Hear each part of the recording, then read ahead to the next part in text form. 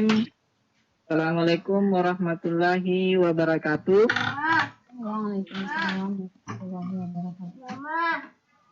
Alhamdulillah, sekali bagi Allah karena pada siang hari ini kita masih sempat dipertemukan secara online dalam video konferensi Guru Mengajar untuk Nusantara.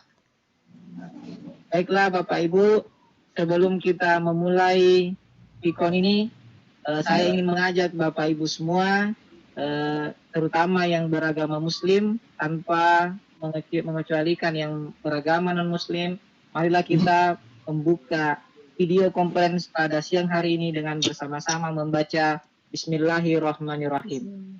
Bismillahirrahmanirrahim.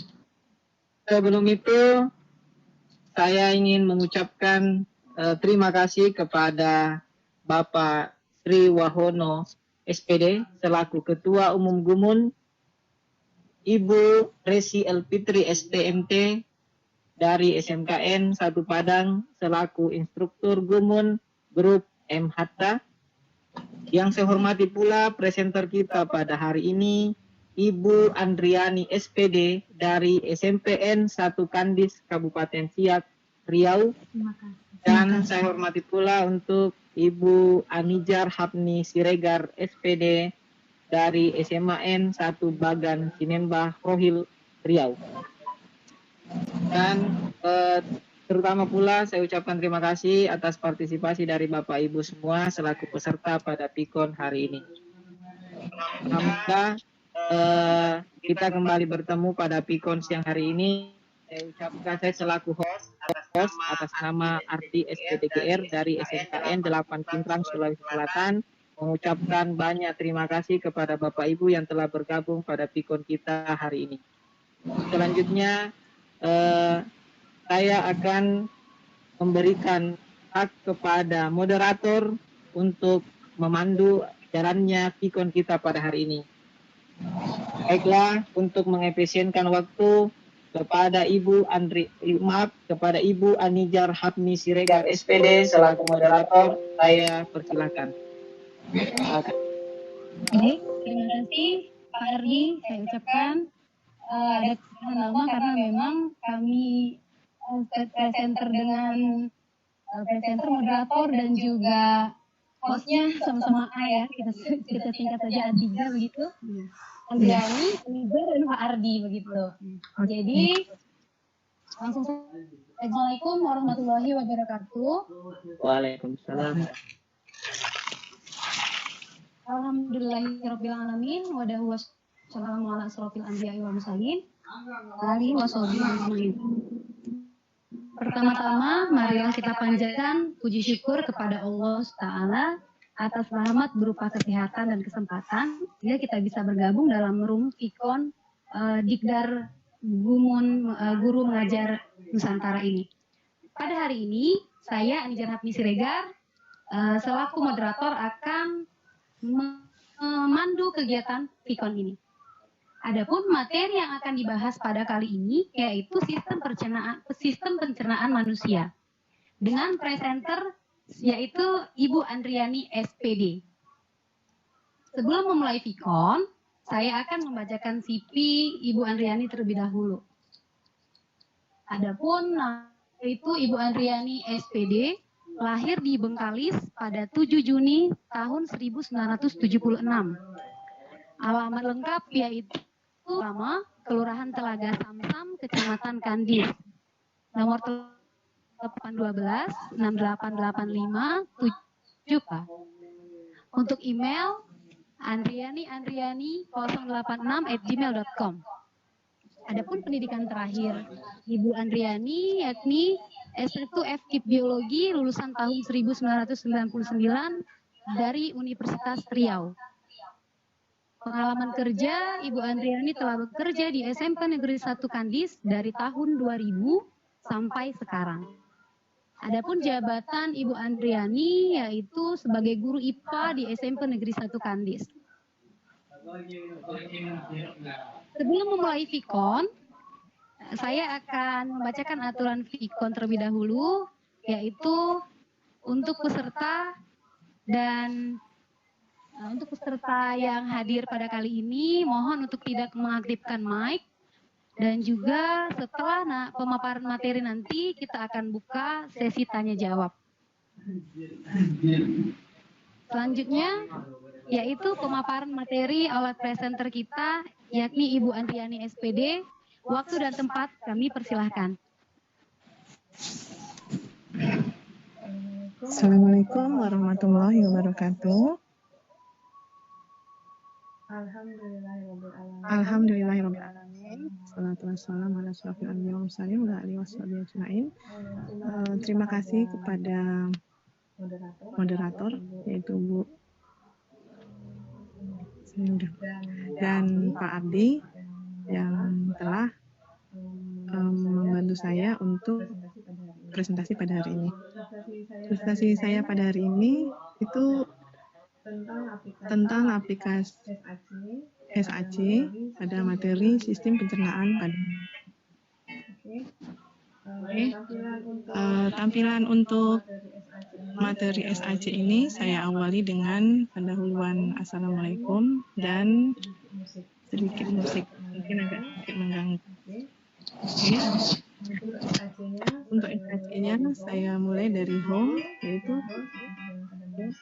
pada materi IPA SMP kelas 8 semester ganjil.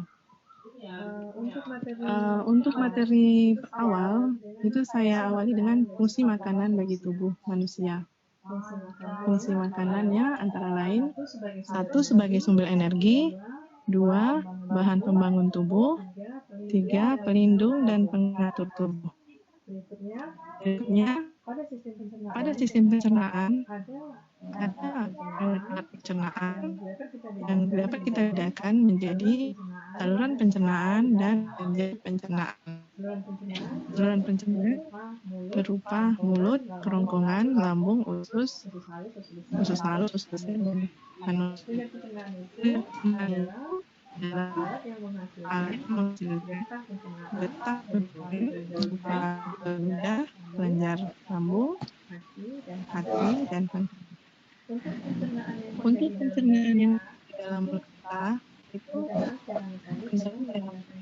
menggunakan gigi dan jadi dengan menggunakan enzim hialin. Enzim ini dihasilkan oleh 3 pasang kelenjar ludah. Enzim ini berkembang menjadi getah.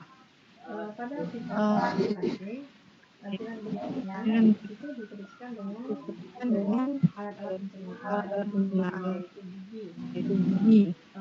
Ada gigi yaitu gigi susu dan gigi dewasa. Gigi susu jumlahnya 20, gigi dewasa jumlahnya 32. Gigi susu itu ada gigi keri, gigi taring, gigi dewasa, sama tadi dengan gigi taring dan geraham, hanya saja dia ada tambahan yaitu geraham belakang. Untuk lidah ada 5 daerah pengikat rasa asam, anis, siswa dapat melihat ada saji yang ada di layar. Berikutnya makanan akan masuk ke kerongkongan. Pada kerongkongan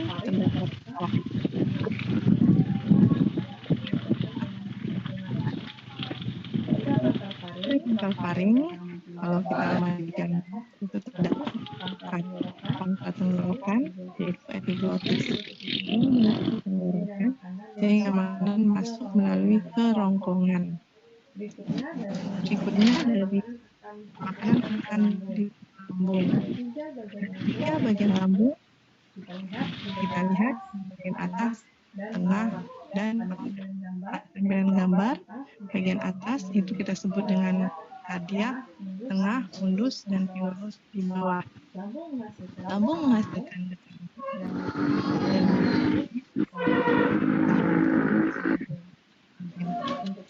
untuk fungsinya mendukung membunuh kuman penyakit, pepsin membuat protein dan enzim untuk mengumpulkan protein putih. Berikutnya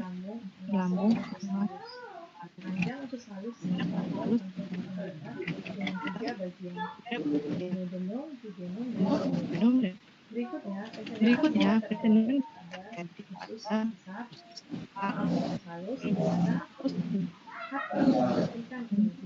enzim berupa tripsin, kemudian dialirkan ke usus untuk membantu proses pencernaan. Ada dari sana ada dua saluran dari kantong empedu dan pankreas, seperti gambar yang sudah ada sebelumnya. Berikutnya, enzim yang dihasilkannya akan bekerja untuk mengubah menjadi penuh pada tripsin, kemudian jadi gula, dan dikasih mengubah lemak menjadi asam lemak dan gliserol. Dari usus akan ke usus besar. Bagian usus besar bergerak ke darat dan turun, di mana terjadi reabsorpsi, pembusukan, pengeluaran, dan distribusi melalui anus. Nah, kalau kita perhatikan tampilan dari alat itu mulai dari mulut, terus ada berikutnya untuk macam-macam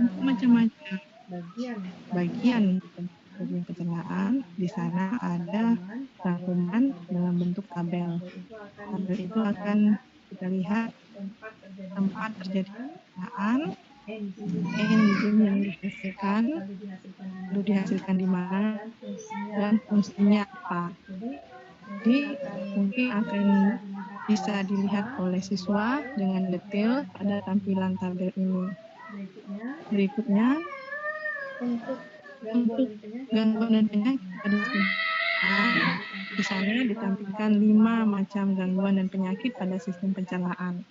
Ada parotitis, perostomia, buka lambung, apendisitis, diare, konstipasi, atau sembelit. Itulah beberapa dari gangguan pada sistem pencernaan. Nah, SAC aplikasi ini saya tutup dengan evaluasi sebanyak 5 buah. Ini ada pertanyaan, kedua, kemudian ketiga, dan 5.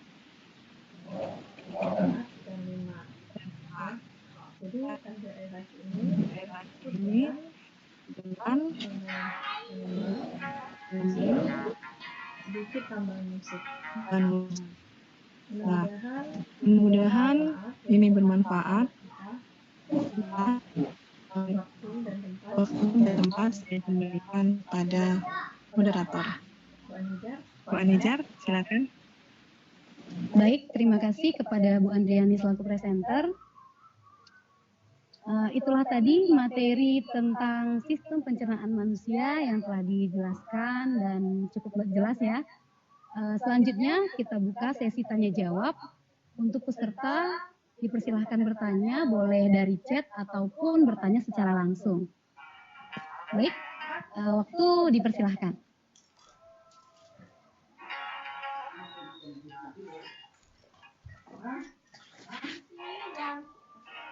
Bu Dewi atau Pak Andi ada pertanyaan?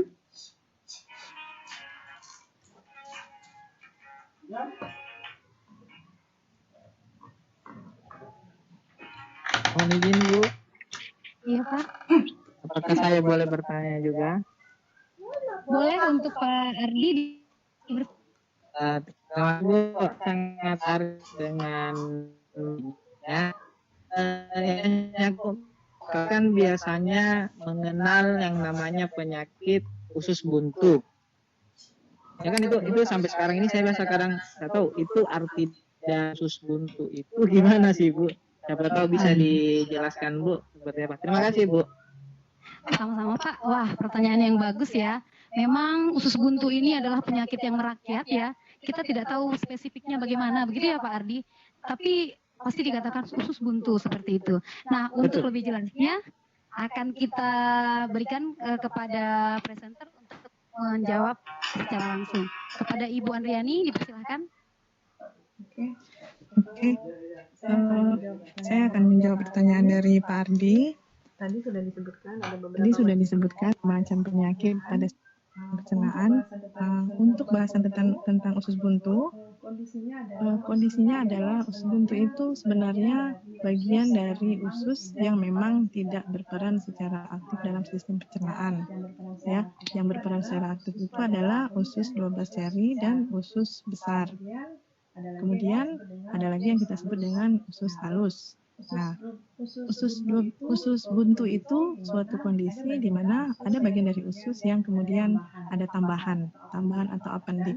Dan ketika beberapa dari jenis bahan makanan tersebut kemudian ada yang masuk dan tertinggal pada bagian tersebut, kemudian dengan pola makan atau pola hidup yang tidak sehat, bagian tadi ini tidak tercerna dengan baik, tidak mengalami proses pembusukan dengan baik. Terakhir, bagian ini dia akan membusuk dan itu yang akan meradang. Nah, jadi sebenarnya pola hidup yang baik itu adalah ketika kita mengkonsumsi makanan yang cukup dan minum yang cukup. Jadi itu akan membantu proses pencernaan dan tidak ada bagian yang akan menumpuk, dia akan larut terbawa oleh air.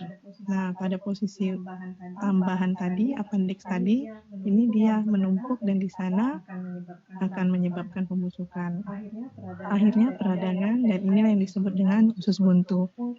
Mungkin ini akan sedikit membantu Pak Ardi untuk memahami tentang usus buntu. Bagaimana Pak Ardi? Saya kembalikan kepada moderator. Baik Ibu Andriani, kepada Pak Ardi bagaimana? Apakah ada yang ingin ditanyakan lagi atau kurang paham dengan penjelasan Bu Andriani? Terima kasih Bu, terima kasih atas jawabannya. Minimal itu yang biasa menjadi pertanyaan kita, karena kan katanya usus buntu itu yang jadi buntu, maksudnya bagaimana. Tapi tadi sudah alhamdulillah sudah dapat pencerahan, jadi mungkin saya cukup dari saya. Terima kasih Bu atas jawabannya. Terima kasih. Sama-sama Pak Ardi. Bapak Ibu yang lain masih ada pertanyaan? Dipersilahkan. Untuk bertanya boleh secara langsung ataupun via chat ya Bapak Ibu.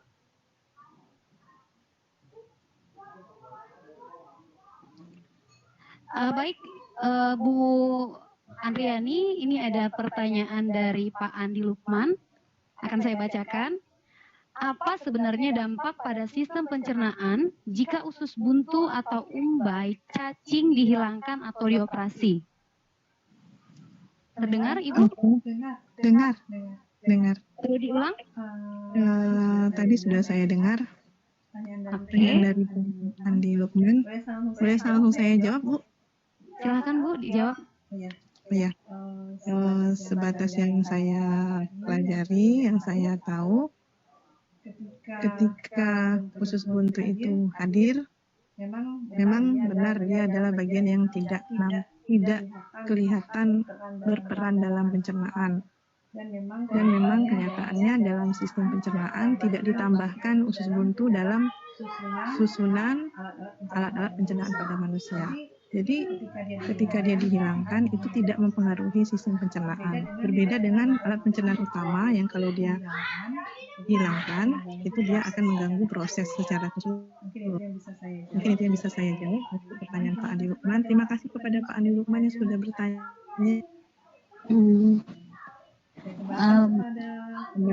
Ada Bu Nija. Baik Bu Andriani, untuk Pak Andi Lukman ada yang masih kurang dipahami untuk pertanyaan pertama. Jadi Bu Andriani, untuk Pak Lukman ini, Pak Lukman memberikan 2 pertanyaan. Untuk pertanyaan pertama saya konfirmasi dahulu terhadap Pak Andi Lukman, apa sudah dipahami tentang pertanyaan pertama? Sudah banyak penjelasannya. Baik Pak Andi Lukman, masih ada pertanyaan kedua ya Pak? Baik, saya lanjutkan. Iya Bu, ada yang pertanyaan kedua Bu, monggo. Baik Pak, untuk pertanyaan kedua, apa sebenarnya manfaat umbai cacing atau usus buntu pada pencernaan? Begitu Bu Andriani, silakan untuk diberikan penjelasan. Baik, saya ulangi. Apa sebenarnya? Baik Ibu, terdengar suara saya? Ulangi lagi. Ulangi lagi. Baik Bu, apa sebenarnya manfaat umbai cacing atau usus buntu pada sistem pencernaan? Oke, saya akan menjawab pertanyaannya. Terima kasih Bu Anijar. Untuk beberapa alat pada tubuh manusia, seperti umbai cacing, itu secara umum itu tidak memiliki manfaat. Beda dengan beberapa alat pencernaan yang ada. Misalnya kita bahas yang mulut, di dalamnya ada gigi, ada lidah, ada lambung, kerongkongan, usus besar, usus halus, sampai ke anus. Jadi beberapa alat dalam tubuh manusia, seperti pada umbai cacing, sebatas yang saya ketahui, itu tidak ada manfaatnya. Mungkin literasi saya yang kurang, tapi apapun itu yang saya pahami. Berikutnya beberapa alat yang lain seperti pada manusia kita kenal ada yang namanya laki-laki puting susu. Itu juga tidak punya fungsi khusus, jadi beda dengan pada wanita. Jadi mungkin dipahami bahwa ada alat-alat tubuh yang memang berfungsi secara utama dan sangat berperan aktif. Jika tidak ada, itu akan mengganggu proses. Namun ada beberapa yang memang belum diketahui fungsinya. Nah, itu jawaban dari saya. Saya kembalikan kepada Bu Anijar. Baik, terima kasih Bu Andriani. Untuk Bapak Anijar, boleh menambahkan sedikit baik Bu, silakan. jawabannya Ibu untuk bicara. Itu mengenai khusus umbai cacing, mengenai appendix itu yang barusan saya ketahui, ternyata appendix itu yang dikatakan usus buntu ternyata sebagai sistem imun juga. Dia tempatnya sistem imun juga. Jadi kalau saya sudah operasi dibuang umbai cacingnya, berarti satu agen imun saya sudah hilang. Terima kasih, Ibu. Yang saya sampaikan ke siswa pada saat belajarkan sistem imun. Jadi ada di dalam umbai cacing itu ada nodus-nodus limfe yang merupakan agen imun. Terima kasih. Sama-sama Ibu. Aduh, sangat bermanfaat ya. Terima kasih telah menambahkan hingga pemahaman kami selaku dan juga peserta lainnya menjadi bertambah seperti itu. Untuk peserta yang lain, Bapak atau Ibu silahkan, ada yang ingin dipertanyakan lagi?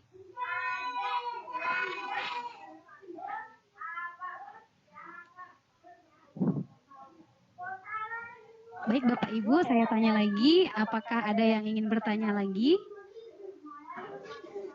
Untuk bertanya Cukup, boleh Ibu. dari cukup? Baik, kita cukupkan ya. Berhubung tidak ada pertanyaan, maka saya kembalikan kepada presenter untuk menyampaikan closing statement-nya atau kata penutup maupun kesimpulannya. Untuk presenter Ibu Andriani SPD, saya persilahkan. Ya, Assalamualaikum. Terima kasih kepada Bu Anijar selaku moderator, dan terima kasih saya sampaikan secara pribadi kepada Bu Resi dan teman-teman yang telah menghadiri forum Dikdar FCC pada hari ini.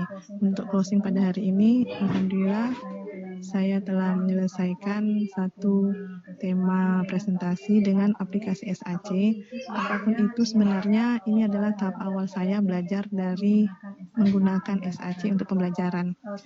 Saya paham bahwa ada banyak kekurangan dari SAC saya, dan saya sangat berharap ke depan teman-teman dapat memberi masukan untuk yang telah saya sampaikan tadi kepada Ibu yang sudah membantu saya untuk menjawab pertanyaan. Sebesar-besarnya terima kasih saya sampaikan. Aplikasi ini terus terang memang benar-benar bikin kita bekerja keras untuk menampilkan materi itu sebaik-baiknya. Walaupun begitu, ada banyak manfaat yang kita peroleh. Mungkin kalau tadi tampilannya hanya kelihatan tema atau topik utama, namun mungkin berikutnya itu akan bisa dijadikan game yang lebih bagus. Mungkin itu saja. Apapun itu saya mohon maaf kalau ada kekurangan. Assalamualaikum warahmatullahi wabarakatuh. wabarakatuh. Saya kembalikan kepada Bu Anijar selaku moderator. Baik, Waalaikumsalam. Terima kasih Bu Andriani atas closing statement-nya. Dengan berakhirnya kata kesimpulan dari Bu Andriani, saya selaku moderator juga memohon maaf.